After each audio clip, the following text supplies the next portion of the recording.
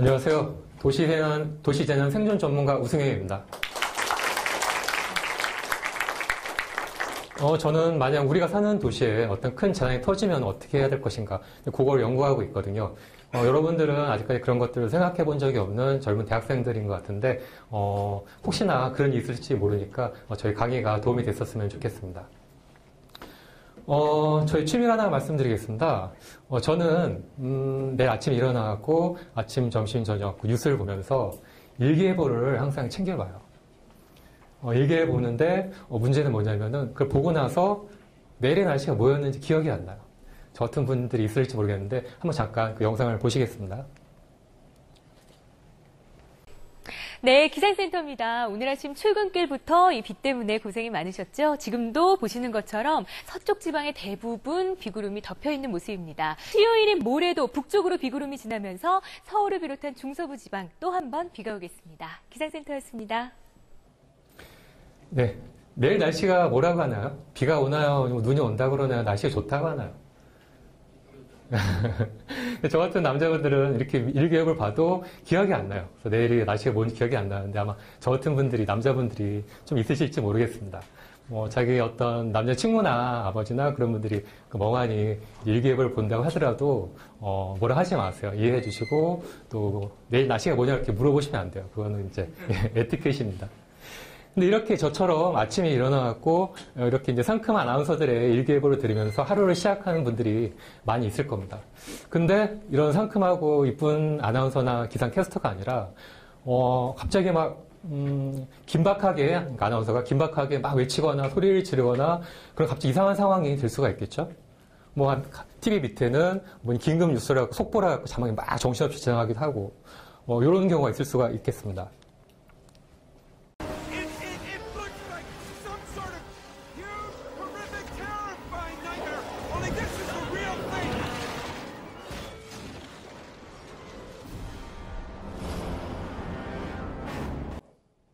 네, 좀 황당하고 섬뜩하기도 하죠. 영화의 한 장면인데요. 이렇게 우리가 이제 아침에 일어나고 잠을 잘 자서 하루를 시작하려 하는데 갑자기 세상이 바뀔 수가 있는 거예요. 어떤 큰 사고가 나왔고 기상캐스터나 이런 아나운서가 막 소리를 지르면서 대피를 하시라고, 지금 어서 큰 사고가 터졌다고 막 이제 보도를 하고 대피하라고 이렇게 방송을 할 수가 있는 것들이죠. 그러니까 우리가 이렇게 지금까지 안전에 대해서 무관심하게 살아왔지만은 이렇게 어느 날 갑자기 영화의 한 장면처럼 이런 사건들이 터질 수가 있고 또 우리가 거기에 휘말리면서 살아가야 하는 그런 시기가 올 수가 있는 거죠. 작년에 일어난 세월호는 우리에게 다 큰 충격을 주었습니다. 또 커다란 여러 가지 숙제를 주었었죠. 우리가 믿었던 우리 시스템이, 그러니까 어른들이 지금 운영하고 있는 시스템들이 안전할 줄 알았는데 그게 아니고 뭔가 불어나고 뭔가 안전하지 않았다는 그런 느낌들을 많이 가졌었어요. 사고가 나고 학생들이 이제 배가 넘어간다고 신고를 했는데 119에서는 학생들 위치가 있는 좌표를 알려달라고 하면서 시간을 끌기도 했었고, 또 이제 출동하는 해경들이 제대로 빨리 구하지 않고 이제 넘어가는 것들을 보고만 있었죠. 또 해안관제센터도 자기네 일을 하지 않았습니다. 또 배신까지 당했었어요. 그러니까 우리가 믿었던 어떤 선장이나 선원들, 그런 전문가들, 그리고 정부 기관 관계자들, 그분들도 우리를 챙겨주거나 구해주지 않고 심지어 자기들이 먼저 도망치기도 했었죠. 대신에 학생들은 이제 자기가 알아서 학생들은 이제 그 대피 지시만 믿고 기다리다가 안타까운 사망을 당했었죠. 이런 것처럼 세월호 사건은 우리 사회가 안전하지 않다. 우리가 미국 영화에 보는 것처럼 안전한 시스템이 완벽하게 갖춰져 있고 또 소방관들이나 해경들이 어떤 사고가 나면은 우리들을 안전하게 구해줄 것이다. 그런 믿음을 갖고 있었는데 그게 아니란 거를 우리가 이제 깨우치게 된 거였었죠.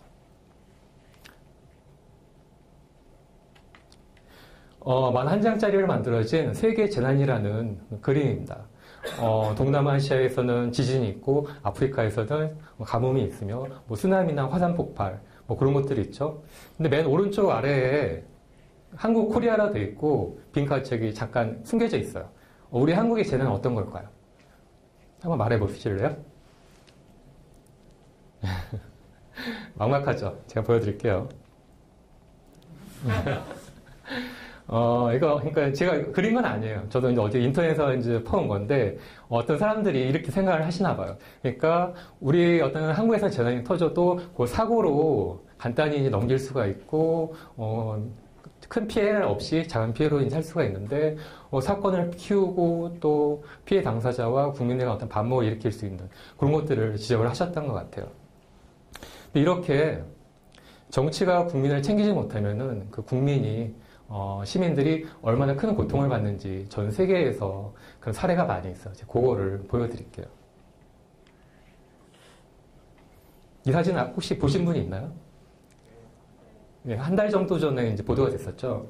그 한 사진 기자가 시리아에서 탈출한 난민들이 모여 있는 그 수용소를 갔던 거였어요. 그래서 사진 기자가 이 아이한테 카메라를 들이대니까 이 아이가 총인지 알고 손을 번쩍 이렇게 올렸던 거였었죠.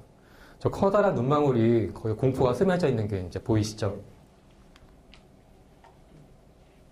네. 이것도 거리에 이제 폭격이 시작되니까 어린아이가 자기보다 더 어린 여자 동생을 감싸 안고 보호하고 있는 거였어요. 너무 가슴이 아프고 얼마나 폭격이 시작할 때 그 무서웠을까 좀씩 느껴지죠. 또 IS랑 자기 가족들 해치려는 사람들을 이제 막기 위해서 아이들을 위해서 총을 든 어머니입니다. 그리고 역시 총을 든 여러분 또래 혹은 더 어린 여학생의 모습이에요. 한 손에는 총을 들고 한 손에는 물병을 들고 가족들을 먼저 보내면서 뒤따라가는데 그 뒤를 쳐다보는 그 얼굴에서 어떤 숙연함이나 우리한테 많은 것들을 말하고 싶은 그런 것들이 느껴지지 않나요? 그러니까 이렇게 지금까지 예. 또 다른 세상에 있는 재난들을 한번 보겠습니다. 지금 미국이랑 호주에는 몇 년 만에 큰 가뭄들이 계속 몇 년째 오고 있어요. 그래갖고 커다란 산불이 계속 번지고 있는데 그 산불이 주택가까지 이제 번지고 있으니까 저 할머니가 아이들을 데리고 집 앞에 있는 호수로 긴급하게 이제 데려간 거예요. 그래서 이제 물에 호수에 빨리 이제 뛰어들려고 그렇게 해서 산불을 이제 견디고 있는 사진입니다. 아직도 아프리카에서는 이 에볼라 바이러스 때문에 수많은 사람들, 가난한 사람들이 또 죽고 있죠. 또 얼마 전에도 이 칠레에서 커다란 화산이 폭발했는데 엄청난 지진과 그 진동 때문에 집들이 붕괴되고 있죠. 또 우리에게 친숙한 이 네팔에서도 커다란 진도 7의 이 지진이 벌써 몇 번째 일어나고 있어갖고 수많은 사람들이 고통을 받고 있습니다. 저 사진에 있는 아이도 집이 붕괴된 상태에서 만 하루 만에 기적적으로 구출이 됐어요. 이렇게 우리가 이제 사진으로 각국의 세계의 이제 재난 상황을 보고 있는데 우리한테는 되게 낯설 거예요. 특히 여러분처럼 젊은 분들이나 학생들한테는 더 그럴 거예요. 우리나라 사람들이 대부분 그런데 그렇기 때문에 이런 세상의 어떤 재난이나 그런 것들을 TV 뉴스 혹은 재난 블록버스터 영화에서만 볼 수 있는 그런 거라고 생각을 하고 있어요. 그래서 우리가 재난 대비를 하자, 안전에 관심을 갖자, 준비를 하자 이렇게 얘기를 하면은 사람들이 반응이 좋지가 않아요. 어때 약간 보면은 뭐 신경질적인 반응일 수도 있고 뭐 조롱이나 조소나 아니면 뭐 이제 비웃는 그런 거일 수도 있죠. 그게 왜 그럴까 생각을 해봤어요. 우리 같은 경우도 우리 어머니나 할머니 세대에서는 6.25 전쟁이란 3년간의 어떤 내전을 겪으면서 되게 큰 피해를 겪었었죠. 그리고 또 1970년대까지도 대부분 이제 굶주림에 벗어나지 못했었어요. 그래갖고 큰 고통을 겪으셨었죠. 그러니까 그때 어떤 큰 고통이나 재난에 대한 기억, 전쟁에 대한 아픔 같은 것들이 뼛속 깊이 내재가 되어 있기 때문에 오히려 그 반대급부로 안전에 대해서 신경을 쓰거나 얘기를 하는 것들을 꺼리는 것이 아닌가. 저는 그렇게 생각이 들더라고요. 사람들한테 얘기를 하거나 좀 통계를 잡거나 그런 것도 분석을 해봐도 그 사람들은 자기 스스로는 모를 거라고 생각을 하고 있는데 옆에서 지켜보면은 그런 것들이 보이고 느껴지는 거여서 이런 사람들이 어떤 내재된 아픔이나 그런 게 있어갖고 이런 안전이나 재난 쪽에서 얘기를 하면은 사람들이 오히려 반발심이 생기기도 하고 그런 걸 왜 얘기해 이렇게 이제 얘기하기도 하고 그런 것이 아닌가. 하지만 우리는 그런 것들을 준비를 해야 돼요. 지금까지는 6.25 한 50년, 60년 동안은 큰 사고나 재난이 없기 때문에 우리가 지금까지 배부르고 잘 살고 있지만은 언제 그런 사건들이 제가 좀 전에 사진을 보여드린 것처럼 전 세계에 있는 그런 내전이나 아픈 사진의 주인공들처럼 그런 사태가 여러분이 될지 안 될지 모르잖아요. 혹시 또 우리 큰 사태가 터지면은 해외에 있는 사진가들이 와갖고 여러분의 그 힘들고 고통받는 사진을 찍으면서 저렇게 유튜브나 해외 사진에 올려갖고 한국에 이렇게 큰 재난이 있다. 그런 것들을 보도할 수도 있을지도 모르는 거죠. 이게 뭐죠? 블루스크린이죠. 컴퓨터를 하면서 종종 보시던 것들이죠. 전 사실은, 이제 전산 관리자로 오랫동안 일을 했습니다. 한 3년 정도 일을 했는데, 회사에 한 100대가 넘는 컴퓨터, PC, 뭐 서버, 워크스테이션, 또 산업용 이제 제어 PC들, 그런 것들이 있었는데, 이런 것들을 제가 항상 완벽히 관리를 하고 업데이트를 해도 이게 현장에서는 수시로 이제 뭐 이렇게 오류가 생기면서 일명 뻥 난다 그러죠. 뻥 나면서 이렇게 블루 스크린이 뜨는 거예요. 이렇게 블루 스크린이 뜨면은 그동안 작업하고 있는 내가 모았던 작업했던 데이터들을 다 날리거나 혹은 그 제어 PC가 작업하고 있던 그 공정에 있는 모든 제품들이 다 이제 버려야 되는 그런 안타까운 일들이 벌어지는 거였죠. 근데 이런 것들을 제가 종종 겪으면서 우리가 완벽하다고 관리하고 있는 컴퓨터나 최첨단 시스템들도 종종 오류를 내고 블루 스크린이 뜨고 있는데 혹시 우리가 사는 세계에서도 그런 블루 스크린이나 혹시 우리가 예상치 못했던 알 수 없는 오류들이 뻑하고 나타나는 거 아닌가 그런 생각이 들더라고요. 하지만 컴퓨터가 이제 블루 스크린이 뜨면은 그거 다시 이제 어떤 약간의 손해가 있겠지만은 그걸 극복을 하고 또 리셋 버튼을 누르면은 그걸 극복을 하고 넘어갈 수가 있어요. 하지만 우리가 사는 세상에 우리가 예상치 못하는 어떤 큰 재난이나 그런 어떤 에러 같은 것들이 생기면은 사람의 어떤 우리의 생명과 재산 그런 것들이 달리고 또 큰 고통이 또 수반될 수밖에 없는 그런 문제였죠. 그러니까 이런 것들을 우리가 이제 인식을 하고 또 세월호 사건에서 봤듯이 남이 혹은 정부나 어떤 전문 구조대나 혹은 선장 같은 전문가들이 해주지 못할 수가 있기 때문에 우리 스스로 이에 대한 생각을 하고 대비를 해야 한다. 그렇게 얘기를 해드리고 싶어요. 또 광범위한 어떤 큰 재난이나 사고가 터지면은 지금 우리가 알고 있는 시스템이나 구호 어떤 체계가 현실적으로 다 해줄 수가 없어요. 구호를 해줄 수가 없어요. 그런 것들을 미리 인식하시고 인정을 해야 된다는 이제 그거 얘기죠. 우리 안전에 대한 막연한 어떤 그런 믿음 같은 경우는 명백한 어떤 징조, 징후, 안전에 대한 안전하지 않은 어떤 징조 같은 것들도 무시하게 만들어요. 여기 보면은 지하철 안에 연기가 차고 있는 이제 사진인데 2003년 대구 지하철 화재 참사 때 어떤 그 객차 안의 모습입니다. 보면은 연기가 옆 객차 안에서 막 밀려들고 오는데 사람들은 그냥 가만히 앉아있죠. 왜 그럴까요? 또 사진을 찍거나 아니 혹은 누가 대피하라고 이제 지시를 해주길 바라는 듯이 가만히 앉아 있었어요. 하지만 우리가 알고 있다시피 이때 엄청난 큰 사상자가 났었죠. 이런 것처럼 우리는 난 항상 안전할 거야. 큰 문제는 없을 거야. 내가 사는 동안 별 문제는 없을 거야 생각하고 있기 때문에 내 코앞에서 명백한 위험 징후 혹은 재난 징조 같은 것들이 보이고 신호를 보내더라도 우리는 그거를 심각하게 판단하지 못해요. 이게 뭐지? 누가 장난하는 건가? 아니면 가야 되나 말아야 되나? 기관사가 대피 지시를 해주겠지. 이렇게 생각을 하다가 귀중한 골든타임을 놓칠 수가 있어요. 옆에 오른쪽에 그건 작년에 났던 그 고향 터미널 화재 사건인데 그것도 그때도 그랬었고 또 세월호 참사 사건 때도 똑같은 일이 생겼었습니다. 요즘은 우리는 지금 재난시대에 살아가고 있다고 할 수가 있어요. 그래서 우리의 이제 안전을 위협하는 것들이 많이 있죠. 딱 보시면은, 기상이변이나 어떤 내전이나 어떤 식량이나 석유, 물, 에너지 어떤 위기나 그런 것들이 많이 있어요. 이런 것들은 지금까지 어떤 큰 문제도 있었지만은 앞으로 인구가 더 많아지면은 인구가 지금 최원지가 70억 정도인데 30년 안에 100억을 돌파한다고 합니다. 2050년까지요. 근데 100억이 돌파하면은 이런 문제들이 더 많이 생길 수가 있는 거죠.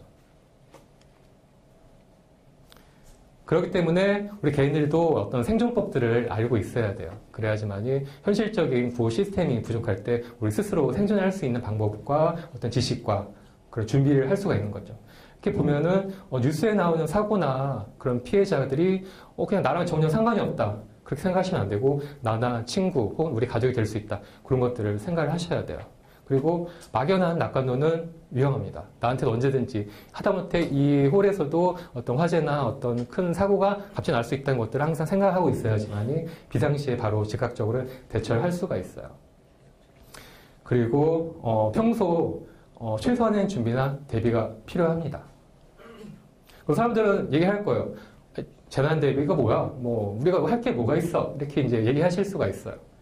그것들은 여러분들한테 제가 이제 최소한 할 수 있는 하지만 효과는 좋은 그런 것들을 얘기해 줄 수가 있습니다. 여러분 집에 뭐 안 쓰는 조그만 배낭 같은 것들이 다 있으시죠? 그 안에다가 어떤 식량 비상시에 먹을 수 있는 것들, 그리고 마실 수 있는 물들, 그리고 체온을 보존할 수 있는 모자나 이런 옷가지 같은 것들, 그런 것들을 준비해 놓으시면 돼요. 그게 72시간 생존백 혹은 뭐 비상 생존 가방에 부르는데, 재난이 많은 미국이나 일본에서는 그런 것들을 일상적으로 많이 준비를 하고 있어요. 또 미국 초등학교에서는 그 비상 생존백들을 자기 아이들의 사물함에다가 하나씩 다 비치를 해갖고 뭐 허리케인이나 토네이도, 지진 같은 것들이 일어나면은 그 학생들이 그걸 끌고서 빼고서 이제 학교에서 며칠 동안 있는 동안 그거 갖고 이제 도움을 받게끔 그렇게 했던 거죠. 제가 지금 그 비상 생존백을 갖고 나왔습니다. 요거거든요. 이 안에 이제 조그맣게, 이것도 이 배낭도 저희 집에 안 쓰는 그냥 나만 불어다니는 그 배낭인데 이 안에다가 제가 해 놓은 거죠. 이렇게 준비를 해 두시면은 언젠가 여러분한테 큰 도움이 될 수가 있습니다. 지금 제가 간단히 준비를 안 했지만은 그 외에도 저 사진에 보는 것처럼 그 외에도 뭐 호루라기나 이런저런 물품들을 더 챙겨낼 수가 있는 거죠. 여러분들 인생에 에어백이 될 수가 있는 거죠. 이게 간단히 준비를 하면은. 또 이렇게 준비를 하셔갖고 한 두세 개 정도 준비를 해두세요. 그리고 자기네 차 트렁크 안이나 어떤 자기 사무실 책상 안에다가 미리 준비를 해두세요. 저희 책상과 차 안인데 이렇게 준비해 두시면은 비상시에 큰 도움을 받을 수가 있습니다. 저 여러분들한테 생존 전문가가 되라고 부탁을 하고 싶어요. 그러니까 그렇다고 우리가 저 사진에서 보는 것처럼 뭐 무인도에 가갖고 뭐 나무를 모아갖고 불을 피우거나 애벌레를 잡아먹을 필요는 없어요. 제가 좀 전에 얘기한 것처럼 이렇게 최소한의 준비만 해주시면은 어떤 비상사태가 생겨도 여러분들은 스스로를 구할 수가 있어요. 그리고 자기가 준비가 되면은 주위 옆 사람들도 구할 수가 있습니다. 이게 생존 전문가거든요. 예, 여기까지 제 얘기를 들어주셔서 고맙습니다.